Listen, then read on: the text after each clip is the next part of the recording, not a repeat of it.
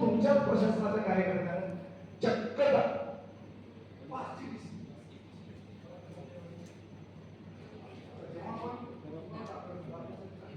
तर माझं म्हणणं आहे कुठेतरी हे प्रकरण म्हणजे जेव्हा आपण एवढं वातावरण हे दाखवायला कुठेतरी ही प्रशासन चूक व्हायला नाही पाहिजे. आता त्या मुलाला जर कुठे ऍडमिशन घ्यायचं असलं री ऍडमिशन तर री ऍडमिशन भेटत नाही का भेटावं री ऍडमिशन? कारण टीसी तर 500 आहे. अरे सर टीसी 500 दिली आणि मार्क मला 5 आहे.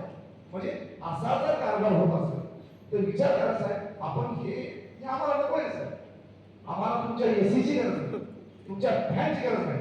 हे सगळे आदिवासी लोक आहेत, मी कोण राहणार त्यांना काही गरज नाही. फक्त आमचं म्हणणं बाबा की असं का हो, जेव्हा तुम्ही आम्हाला सकाळी 4 पासून शेड्यूल सांगायचे आणि सांगता सांगता तुमच्या म्हणजे बोलण्यामधून असं वाटलं की बाबा व्यवस्थित वातावरण आहे, म्हणजे या इथं जर वातावरणात आमचं बोलणं आलं तर ते शिकल्याशिवाय राहील का?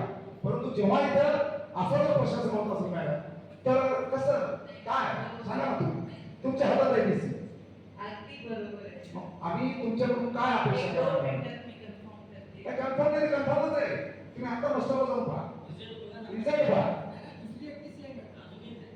एक नाही साहेब, अरे साहेब ही एकच प्रकार नाही, याच्या अगोदर पण असाच प्रकार झाला. आमचं म्हणणं साहेब एवढं तुम्हाला प्रकल्प कार्यालय सहकार्य करायला जेव्हा तुम्ही आमच्याकडून सहकार्याची अपेक्षा करता 101% पालक आमचं सहकार्य करेल, याच्यापैकी तुम्हाला कोणताच पालक असं काही म्हणणार नाही. परंतु तुम्ही सांगा असे जर प्रकरण होत असतील तर आम्ही कोणाला बोलावं साहेब सांगा. म्हणजे ह्या गोष्टी जर होत असतील तर म्हणजे शोकांतिका आहे ना. आता ते पालक बिचारा त्याला माहिती नाही, त्याला रिॲक्शन घ्यायच्या पुढे परेशान होता, परेशान व्हायला तिथं गेला. त्या प्राचार्याने सांगितले बाबा हे असं नाही, तुमचं पोरग नापास आहे, तुमचं पोरग पास झालं. असे जर प्रकरण होत असतील तर म्हणजे आमच्यासाठी म्हणा किंवा तुमच्या प्रशासनासाठी ती खूप म्हणजे शोकांतिका आहे. म्हणजे कुठेतरी या गोष्टीला ताप बसला पाहिजे. आपण पाहिलं असं की आता या गोष्टीचा उहापोह मी देऊ नये आणि तुमच्याकडे होऊ नये, याच्याबद्दल खूप प्रकार घडणे अशी आम्ही वारंवार प्रकल्प कार्यालयाला भांडण, आजही आमचं भांडण चालूच आहे. प्रकल्प कार्यालयाचे दोन्ही अधिकारी समोर आहेत, आमचं भांडण चालू आहे. आमचं म्हणणं बाबा बाकी आम्हाला काही लागत नाही, फक्त आम्हाला क्वांटिटी पाहिजे, नॉट क्वांटिटी. आमच्या 250 मुळे शिकायचं आहे, पण त्या 250 किती जण त्यांचा रिझल्ट कसा आला हे आम्हाला पाहायचं. आम्हाला बाकी काही नको.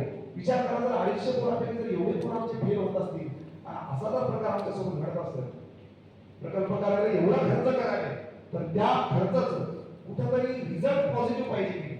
जेव्हा आपण एवढं जर आपण खडाडोप करायला म्हणजे आपला बेस काय आहे, आपलं टार्गेट काय आहे, आपलं अचिव्हमेंट काय आहे, फक्त विद्यार्थी आपला घडला पाहिजे, आदिवासी विद्यार्थी घडला पाहिजे, हे आपलं सगळ्यांचं टार्गेट आहे. परंतु असे जर प्रकरण घडत असतील तर कुठेतरी याला आळा बसायला पाहिजे. आता सरांनी सांगितलं की कुठेतरी कोटाचे शिक्षक आहेत, चांगली गोष्ट आहे. कोटाचे शिक्षक असू दे, आणखी चांगले कोणतेही शिक्षक असते, परंतु आम्ही मागे पण एकदा चर्चा केली होती, एखादा शिक्षक वारंवार त्याची बदली होत असेल तर त्या विद्यार्थ्याचं कुठेतरी त्याची लिंक तुटते. म्हणून तुम्ही क्वालिटीवाद शिक्षक पहिले व्हा. कारण काय होईल माहिती आहे का मुख्याध्यापक साहेब, या शिक्षकांची आणि विद्यार्थ्यांचं एक रिलेशन जुळलेलं असते आणि ते रिलेशन समजा XY नावाचा शिक्षक शिकवायला, समजा शिंदे नावाचा शिक्षक तुमच्याकडे शिकवायला आहे, 8वी पासून आहे ते 12वी पर्यंत आहे, परंतु कुठेतरी काहीतरी झाल्यानंतर त्याला आपण काढून टाकतो. कारण कुठेतरी या गोष्टीला आपण आळा घातला पाहिजे, जेणेकरून काय होईल स्टुडंट आणि विद्यार्थी यांच्यामध्ये जे शिक्षक आणि विद्यार्थी यांच्यामधलं जे कोऑर्डिनेशन असते त्याला कुठेतरी ब्रेक होतो. आणि इथं आल्याच्यानंतर थोडं प्रशासनातलं काही गोष्टी पाहू लागलो तर गेल्या वर्षी काही गोष्टी झाल्या असतील, झाला गेला पार पडलं, पण इथून तरी काहीतरी त्याच्यामध्ये सुधारणा होणं आम्हाला अपेक्षित आहे.